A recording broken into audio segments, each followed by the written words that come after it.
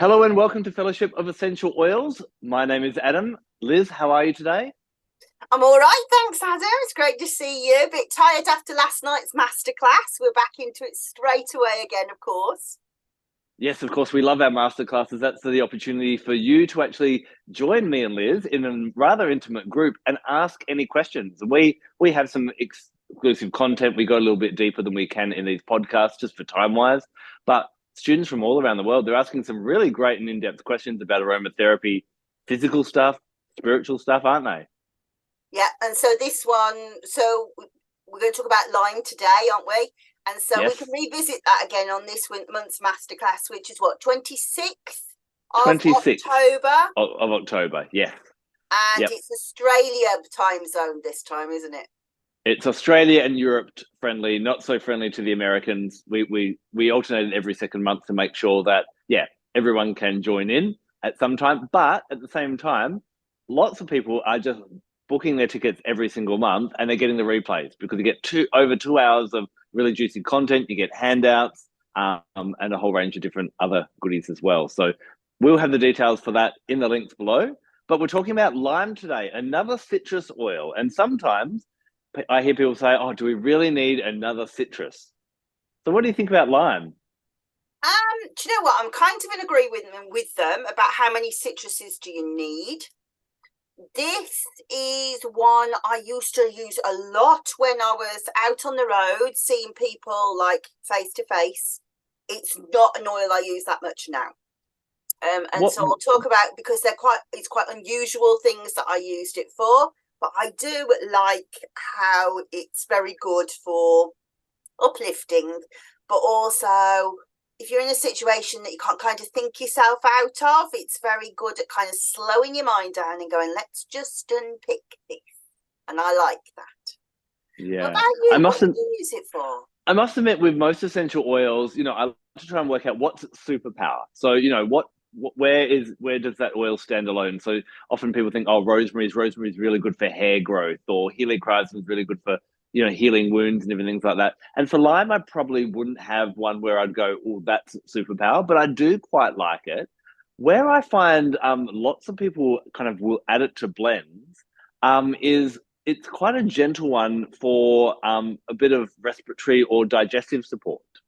And sometimes either if you're dealing with very young children or the elderly, or like I did a couple of weeks ago, got food poisoning, and some of the more potent, balancing oils that you might reach for with digestive upsets, I'm just like, oh, I don't feel too good. So lime is a bit of a softer alternative in that way. So I like to add it to diffuser blends for respiratory or chest rubs, and then for the digestive system as well. So we often talk about how essential oils, particularly citrus essential oils, have got short shelf lives and that they can deteriorate quite quickly after about 6 months. You talk about rosemary, good for the hair. I like lime in a shampoo when everything's gone off, so it's gone past that 6 months. It's a little bit of a skin sensitizer, and so I wouldn't want it on my skin, but obviously this is all natural, so it doesn't need much care. But a bit of lime in the what's the word, conditioner, Conditioner, yep. over the ends makes the ends dead shiny.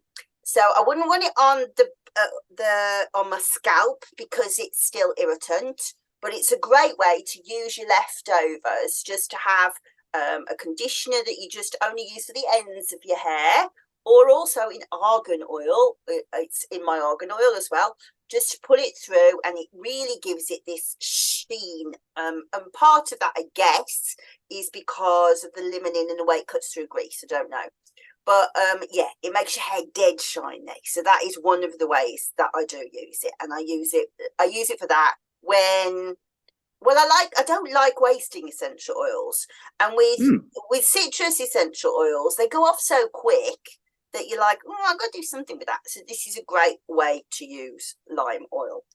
But I also use it, new ones, I'm going to put that and say this is fresh essential oil. Now I'm back onto it. For pain, neuropathic pain. I also use it for circulatory problems. So if somebody has got like something like, you know, cold hands, cold feet, I'm going to come back to that statement in a minute. Raynaud's disease, thrombosis, varicose veins, anywhere where the circulatory system is off, it's really good for tonifying that. So just visiting the statement about the cold hands, cold feet, that can often be a side effect of chemotherapy.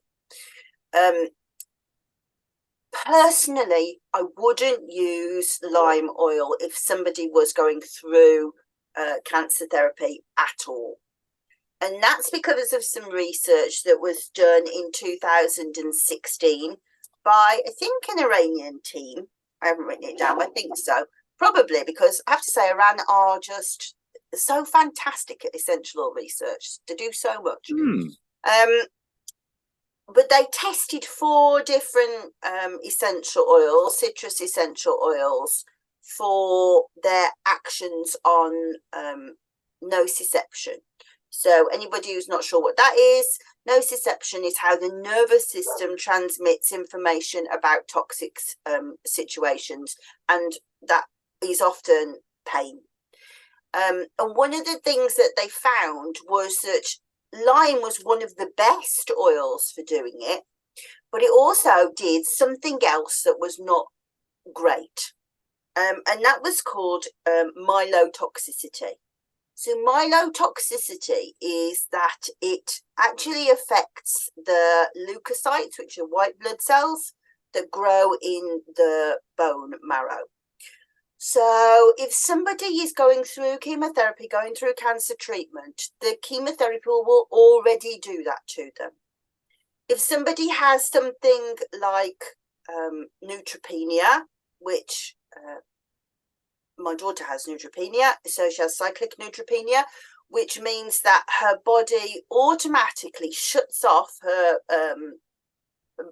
bone marrow occasionally and just takes away her immune system. And there are quite a lot of people that this happens to. So cyclic neutropenia, or somebody who's going through cancer treatment where the white blood cell count may already be affected, you wouldn't, I don't think, want to use lime oil because it will also do it as well.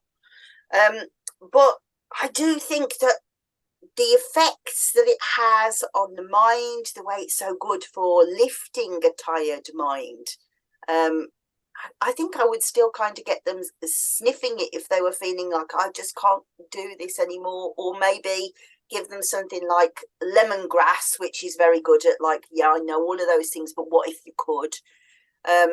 So yeah, so circulation, pain would be the main ones. But as I say, like, it is really powerfully anti-inflammatory. So you can kind of weave it into other blends. There's I'm kind of going like this about whether to go down this route or not, because it's very advanced aromatherapy, but I also use it for 3 different other things. The first is heavy metal poisonings. So for arsenic and for chlorine toxicity. So I'll talk about those in a moment, but also for a condition called leishmaniasis. So I talked earlier about how I used to use it a lot when I was on the road. The dynamic of running a business was quite different. So imagine that we were at like a flower show or particularly an agricultural show. People would be obviously wandering around, looking at things in craft fairs, stuff like that, and then kind of go, oh, this person's talking about things that might be able to get better. I've got this thing. I wonder if they know about that, which is different to when you're marketing on the internet, which is like, I need something for this thing. So like now you kind of get the same conditions over and over again because people are just searching for those things. But when I was on the road, you would get a lot of really strange stuff. So this is where the heavy metal stuff comes in, but also the leishmaniasis. So one of the things quite often people would say is, they give me a gammy hand and go, I bet you can't do anything with that. And I'd be like, hold your face, don't show how disgusting that looks. And it would be like eczema, but it would be all like blistered and really inflamed. And they'd be like, I've had everything off the doctor. What can you do about that? So you would kind of start with a normal eczema treatment, but the chances are that they had been bitten by some kind of sandfly that had laid an egg, and the parasite was beneath the skin. And what had happened, it'd be like, it'll be fine for ages, and then suddenly it'll just flare up, and what you'd be seeing was the life cycle of the parasite on the skin. And the reason why I said about the context was, obviously this happens when people go on holiday, like have lots of beach holidays, but also people who work with animal feces a lot, and so they are in an environment where they can get bitten quite easily and not even notice. And in those kind of situations, lime is a great help because it's very anti-parasitic. So using it with something like thyme or tea tree to break the cycle of that parasite, they'd be like, I don't know, you healed that, because the eczema, without the parasite, the eczema, the geranium we would use and the myrrh to heal over the skin, we weren't fighting a parasite anymore. So lime is really good on that level. Also on the point of view of agriculture is where things like arsenic and chlorine poisoning can come in, but also when you see people who've got like chronic asthma or breathing problems or skin conditions that won't heal, it is kind of an avenue to explore, but we're kind of in a situation where you'd be looking at a case history over a period of time and understanding somebody's background.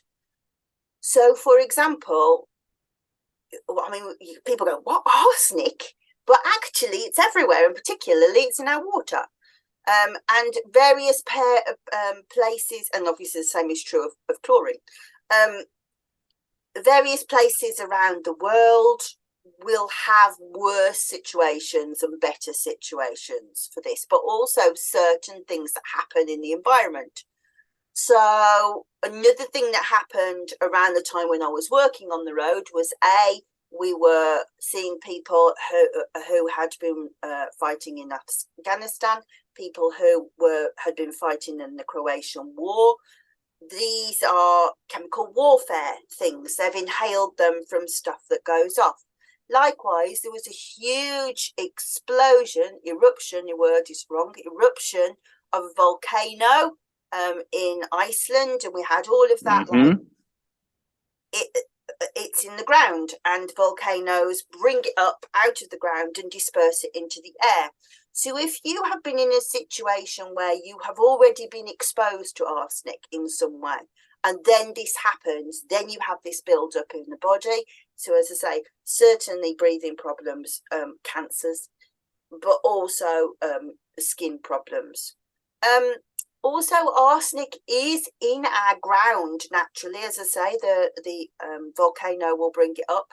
So sometimes it will be in like a well or a river where it's leached out of the actual rocks itself and gone in. And there are certain places in the world where arsenic poisoning is really common because all of the water is like that. So, for example, Bangladesh, it's an enormous problem. And of course, chlorine is in the water normally. I think it's like, I don't know, 0.2 micrograms per something or other, because we have it to keep the to disinfect the water. But also, if somebody is a swimmer or a lifeguard, where they're continuously exposed to the chlorine, you might see things like their acne becoming really bad, their sinuses becoming really bad because it's irritated by the chlorine. So again, all of those things, lime, Yeah. helpful. So if someone was concerned that maybe they had been exposed to a bit too much arsenic or chlorine, how would they use the lime oil in this case? So we tend to, so that, as I say, this is really very advanced stuff now. We tend to talk about like blending as 3 essential oils. But when you're looking at a situation, or let's say I am looking at a situation where somebody's clearly got many different situations going on. So, for example, somebody who has got PTSD, who has been at war, then we're looking at so many different things, aren't we? We're looking at a psychological problem. We're looking at this heavy metal stuff. Chances are they might have been injured in some way, so we're looking at that. So you're not going to be looking at 3 oils then. That you just would not be able to do that. So there's nothing to say that you can't use more oils. And I think that the maximum that I've ever used in one blend was 43 oils. And so, you know, but now you're looking at really small amounts at a time. But if we think about, and I always stress this, remember that an essential oil doesn't have side effects, it has many main effects. So we're only going to look at doing small increments with 1 drop. And so I would always use, sounds odd, but I would always use a moisturizer base, an aqueous lotion base, simply because you can just put it on, walk away. Yeah. And so what you would be doing is working with somebody on a week-to-week basis to kind of look at all of the different aspects. And you kind of, in those kind of situations, going to be looking at like vitamins and mineral therapy. Does the back need straightening because the spine might be out, healing stuff? But you would also work with meridians. Yeah. And so what we tend to do is to kind of, and bear in mind, I should say that I come from a very different schooling than a lot of people who will be watching this, because when you train as an aromatherapist in Britain, you are trained that massage is your medium. So we would be looking at doing massage as the main thing weekly, and maybe using like something like poultices or compresses to draw out the toxicity. We would use a home treatment with just like 1 or 2 drops of lime and other stuff to use daily. But as I say, within the massage and to use the home treatment, we would also use meridians. And when we're looking at toxicity, we would use the liver and the gallbladder meridians. And what's interesting is when you start to think about Chinese medicine and meridians in this way, you would say, right, okay, when I'm looking at the liver meridian and I'm looking at the gallbladder meridian, what else? So the liver meridian is involved with authority, but also to do with anger. So if somebody is getting like, it gets very angry or aggressive easily, or doesn't get angry and aggressive, because that's definitely a thing, you know, just you are not reasonably annoyed with what's going on with you. That can be quite weak energy in the meridian. So we would look at stimulating those down the meridian. So yes, so the liver is the outside of the leg, the gallbladder is the inside of the leg. I think I've got that right way around. And they kind of zigzag backwards and forwards. So if you imagine that it's like where the seam is to your trousers, and they go backwards, forward and forward like that. So we would rub the treatments up and down the liver and the gallbladder, the same inside there. And I would always say to people, when you're in an acute situation, to use it 5 times a day for the first week, so that your body goes with as much of it you can, and then drop it down to morning and night. If, for example, you were seeing something like leishmaniasis and somebody had it on their hands, then of course we're going to be wanting to put it in an ointment base so they can, like, you know. So you're being intelligent about what your bases are, but the most important thing when you're doing those kind of heavy metal things is about cleansing the system, which is using the liver and the gallbladder meridians, but then also nourishing it, which is not a conversation for now. That could be in the masterclass if people want to come, or to come and learn from me properly. And that's simply because I'm going to talk about vitamins and minerals, and that's not appropriate in this environment. Got you. So maybe for someone, you know, obviously an aromatherapist can help them to a greater degree, but a bit of an at-home therapy, lime, I guess, massaged down the sides of the calves and even on the sole of the foot would be something, if, you know, while you're doing something at home until you find something of the foot. I would say not on the sole of the foot, because yes, it will do the job because it will absorb the lime and you need it into the system. But if you're going to use the therapy, you use the therapy.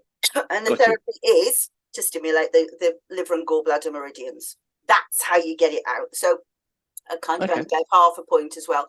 When I was saying about the liver being anger, gallbladder is worry. So again, you might find somebody's over anxious, and these are good pointers to liver and gallbladder being out of balance.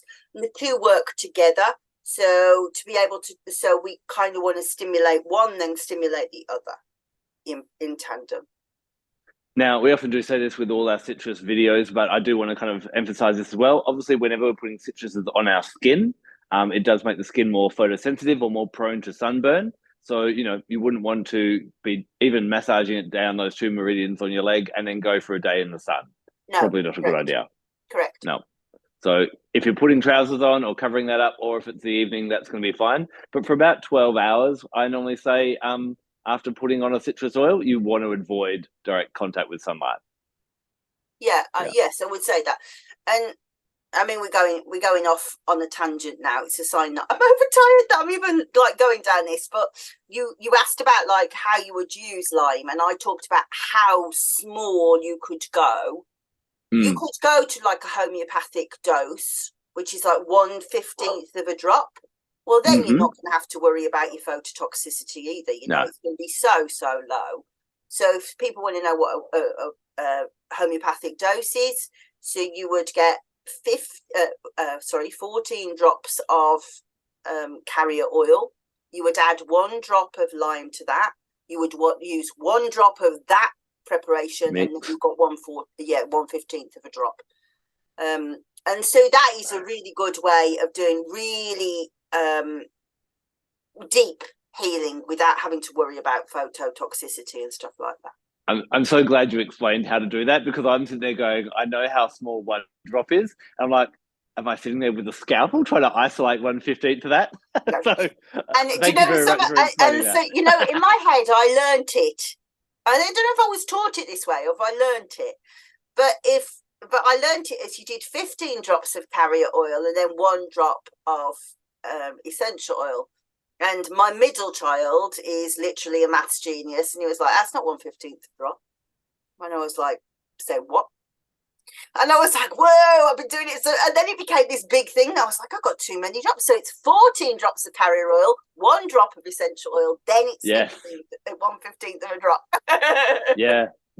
Oh, awesome. So it was interesting what you're saying as well about, you know, the gallbladder and the liver meridian and what they actually what they kind of govern. Because what I find lime is really good for, being a green fruit. I don't know if, I'm sure you agree with me here. It's probably a heart chakra oil, and I definitely find it works with the heart chakra. But, you know, like, it's interesting in Malaysia, particularly, they love using the scent of lime. They said it'll get rid of evil spirits. But on an emotional level, lime I find it really, really helpful for helping to get rid of that kind of, you know, that tendency to be jealous or gossip, that kind of real evil drawing down and draining energies that we may, you know, whether we are really critical of ourselves, critical of other people, kind of backstabbing, that betrayal, all that kind of real evil, nasty kind of energy. Lime's really good for getting rid of that. And I guess even, you know, it could be used, I haven't seen references, but for things like the evil eye. And anytime where there's that kind of the word vile keeps coming to my mind when I think of lime. It helps get rid of all that vileness that may be in our lives, but also within ourselves. And I think sometimes, yes, we can be absolutely nasty to other people. We can gossip. We kind of find ourselves in situations where we're talking ill about someone to someone else, and we're like, hold on, this is over the top. I don't even mean this. I'm just trying to fit in or something like that. But also how we talk to ourselves. A lot of the time, I find people, the way we talk to ourselves, if we talk to anyone else like that, we'd probably get slapped. But we allow ourselves to do that. And I think Lime's a really good one for helping us shift that, because that's sitting in that kind of vibration attracts more negativity and more evilness into your life. I love that, and I'm going to be really careful and put a disclaimer before I say this, because I can feel myself getting myself into trouble before I even go there. But whenever I smell lime, quite often I will see a character in front of me. So the most evolved character is Sweet Basil, and probably because I wrote the Sweet Basil, so I saw her for a long time. So she was like this amazing, like sergeant major fighting in Afghanistan, and she was so edgy, and she'd be like, stop thinking about it, get on with it, and she'd be shouting at you. And so that character is a really evolved character in my head. And incidentally, that's kind of a sinister thing to be able to see these characters. But Lime does have a character in my head, and she is like this really sassy drag queen. And and like, you know how, so I will say that I absolutely love a drag queen, and I absolutely admire anybody that's had the fortitude to go through, you know, the whole thing of transgender, transsexual, transvestite, drag, all of that. I have the utmost respect for them. But when you watch these, like, there's always like Pose, for example, or the film Kinky Boots. You've got the drag queen who's got this kind of, she's got this sharp, the way she turns on people, you know, she's like, yes, you know, that the shade, the shade, but also the tartness, and that's like that. To me, that's what I see when I've got Lime. There's like a bittersweet story that's gone on there. That, and interestingly, and I can't quite say it in a way that's not offensive, but I'm just going to say it because I'm going to say I know that that it is offensive when I say it, but this idea that, like, you've got this parasite in your body that's not supposed to be there, it doesn't belong. You've got this arsenic in your body that doesn't belong, this chlorine that doesn't belong, and then you've got these people who have got the character in the wrong body, you know. It's kind of, and I don't really know how to say that without it being like offensive, but that way of like, my body on the outside doesn't match what's going on in the inside. And the story of somebody coming through that and surviving and living with that kind of feels like Lime to me, you know. And again, somebody who's got PTSD, same kind of thing, that the inward world is different to the outward world. It's been corrupted in some way, you know. I wonder if a word that, again, it's not the spot on word, and we're probably dancing around what we're trying to get at exactly, but the word exorcism, it gets rid of anything within us that actually isn't us, in a way. Yes, yes, I like that, but I kind of don't want to use that where I'm talking about the drag queens and the transsexuals and stuff, because we don't want to get that out. That's the right stuff. It's the outside stuff that's the bad stuff. This mismatch, you know, somehow, where the inside doesn't match what it looks like on the outside. I find it really fascinating, and whenever I visit it, I'm like, she's there again, you know.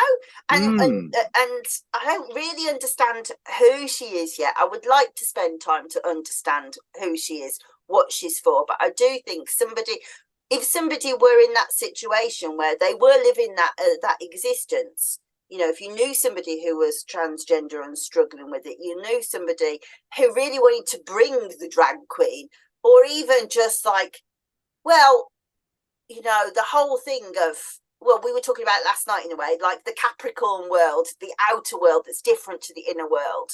Yes. You know, the show, bring the sass, bring the, you know. it is like that.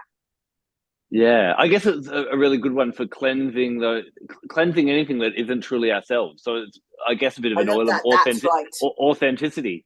Yeah, Yep. authenticity from a physical level and so on. So I want to kind of clarify something. If we're reflecting now back, we've spoken about a few different citrus oils. We were kind of saying mandarin is like the child of the citruses, and the word that we kind of came up for grapefruit was tarty. So would we say grapefruit is tarty or tart? And sassy is the word for lime. If we're trying to differentiate and Yeah, but I characterize them, do you also think? think bittersweet. Bittersweet. Ah, okay. That Got you you. know that kind Yep. of story that's like, God, you're so proud when you see her on stage, but you know the struggle that's gone through. The For most darkness of them, behind. for most of them, there's a struggle. There's a story behind it. Yeah, Yeah, and like I really, have you ever seen Pose? I have, yes. Yeah, so when I was watching it, I kind of kept seeing that manifestation and smelling lime in my head. I was like, that's weird, Hmm. it's here again. But if anybody hasn't watched Pose, I would recommend watching it as just as a story and like smelling lime and saying, does this ring true for me? Can I like touch this? Yeah, and please let us know in the comments. We'd love to know everyone's feedback on that for sure. I think, the other thing with lime I'd like to ask you about, do you think it has a place when it comes to heartbreak? Maybe not the initial heartbreak, but kind of the residual muck that sits around the heart emotionally after a breakup. Do you think lime would have a place there? I think there's a situation for any oil in that situation. That Mm, like there's a case to be said of going through your oils and going, how does that make me feel? yeah. Does that make me feel better? But Mm, yeah, and I agree with that. I actually kind of feel that it's more a solar plexus oil in a way than a heart oil, although I know how you got there and I agree with it. But that mm, kind of feeling of like worthlessness, not quite fitting in, the damage that a breakup does, rejection, all of that is kind of similar to the drag queen story, but also is really involved in the solar plexus. And solar plexus is to do with liver, to do with gallbladder, all of that stuff. yeah. So, there's an energy that sits somewhere between the two, isn't there? I think it would probably Yeah. sit there. One thing that just came through for Lime that feels quite strong is, sometimes when we feel bad about ourselves or other people don't feel good about themselves, how they'll improve their situation is to drag other people down. I think Lime would be a really good one to counteract that type of behavior. Yeah, because it's sharp. Yeah, yeah, Yeah. exactly. And I find it, Lime can also, for me, there is a bit of, I really like this kind of drag queen persona. I've always found compared to like green mandarin, which is, another green fruit, could be another heart chakra one. Green mandarin's a bit more playful. There's a bit of a zest. I think zest is a really strong word for lime. And a bit of a warrior energy of like, no, no, no, I will survive. Which, let's And just I quote a will drag queen do it. song. Yeah, and I don't mean to sound so cliched but when Yeah. I say I do it my way, that was so drag queen cliched, and I didn't mean it that way. But like the whole thing of like, I will be different.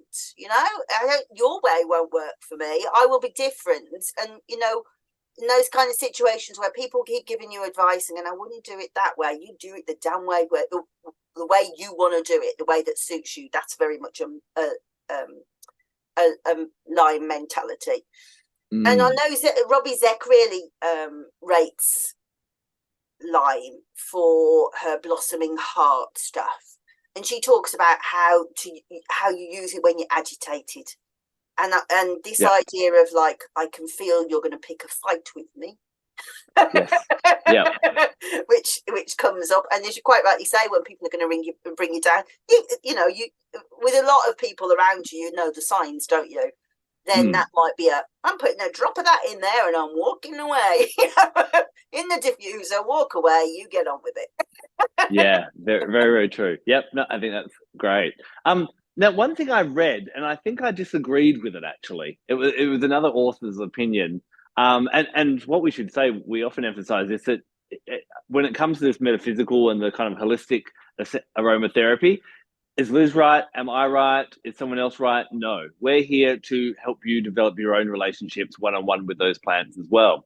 And this author was saying that lemon is the kind of the epitome of the sun, and lime would be the lunar alternative to that.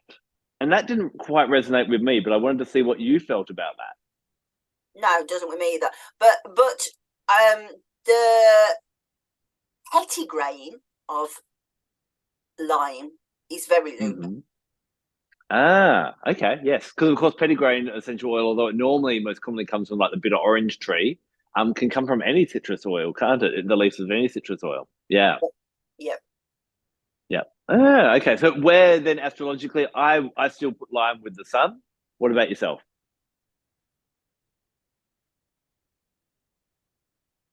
I don't know. Um, yeah, I think I probably would go sun, but also uh, the deep like thing of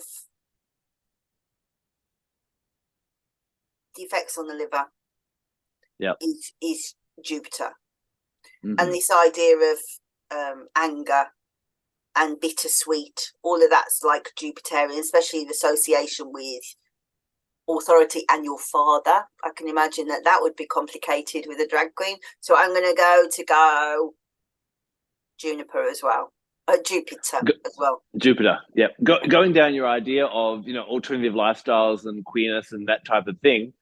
Uranus normally governs that. Would you even give Uranus a bit of a go at lime? Or does that resonate for you or not? So from a philosophical point of view, that's a good argument. However, from a physical, like a medical astrology point of view, Uranus, I'm sorry, it has to be done. Uranus governs the electrical impulses that happen throughout the nervous system and the receptors. And apart from the nociception, I can't see a reason to support that. So I'm going to go no. Got you. Yep. Awesome.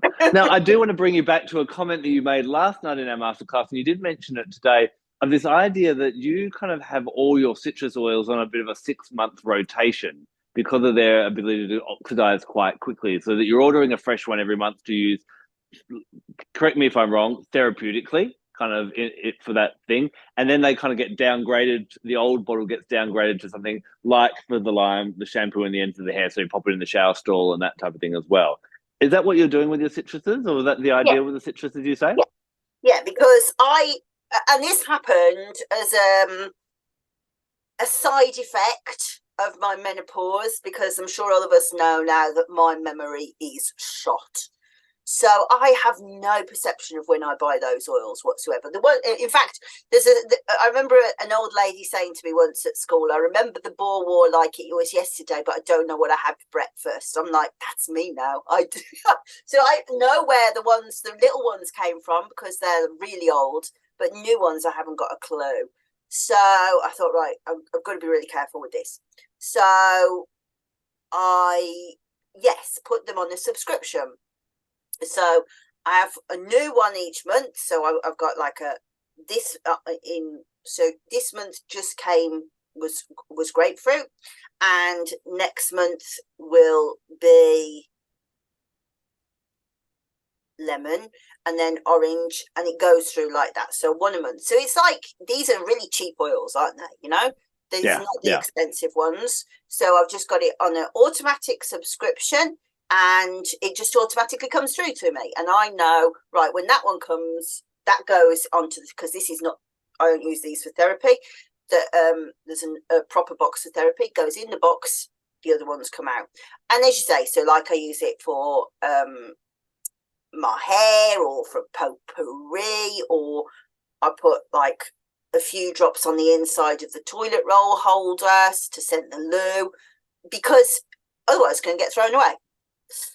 But it means that I don't have to think about skin sensitization from the oils eroding, but also it means I've set up a nice relationship with my oil supplier, that I'm always supporting them, Yeah. and just each month it comes through.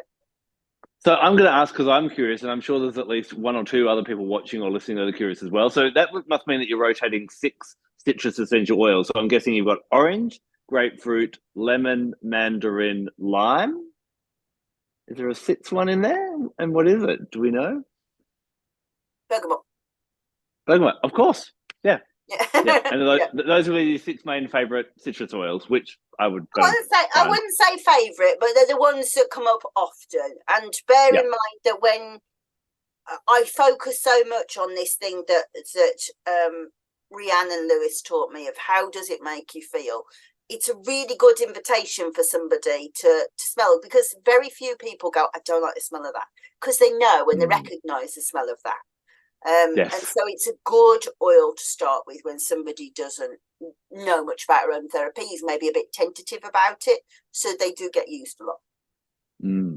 Now, we've covered a lot of ground today, and probably as people are watching, they've had a few questions that popped up in their mind. Of course, you can always comment, especially if you're watching the YouTube video, and we try our best to keep on top of those comments. But what we recommend, write that question down, book in for the masterclass, and bring it. And that's what some of the really prepared students are doing, is they're listening to each of these episodes, getting their questions, and then coming in and we're answering them. And we're able to go, right down a tangent on any of the, the disorders or the ailments that you've talked about, any of the metaphysical stuff. We can go deeper into that as well. The other thing we should give a bit of a plug for, it's not totally aromatherapy linked, but you've got a brand new book out. I do, I haven't got it by me. Yes, meeting the Melissae, the ancient Greek bee priestesses of Demeter. And yeah, it's not so much aromatherapy based, but it came from my original studies into lemon balm, this officinalis essential oil. That book's already on Amazon. But yeah, you can get Meeting the Melissae from anywhere that sells books. Yes, so we'll put some links down in the conversation under this as well, if you want to grab that, as well as the links to grab all of other Liz's books as well. But we will be back again next week when we dive into another essential oil. But I think we've done lime some justice. Yeah, we said we had nothing to say at the beginning. Before we jump on, we always say, "Oh, I don't have much today," and then these always end up being the longest chat. So thank you very much for joining us on Fellowship of Essential Oils. Book in for your masterclass, and we will see you next week. Take care. Bye-bye.